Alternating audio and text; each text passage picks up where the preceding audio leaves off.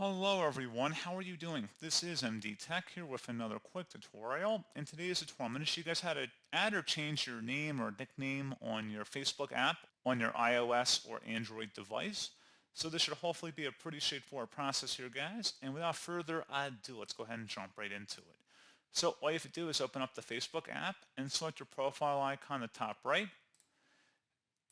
You want to select the Settings and Privacy button to expand the menu, and then select Settings. Scroll down underneath Audience and Visibility and select Profile Details. And then you'd want to scroll down again.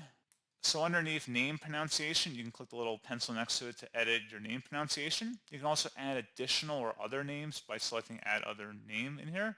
So if you want to add a nickname, you can do that right through here. And you can also show it at the top of the profile as well. So it would show at the top.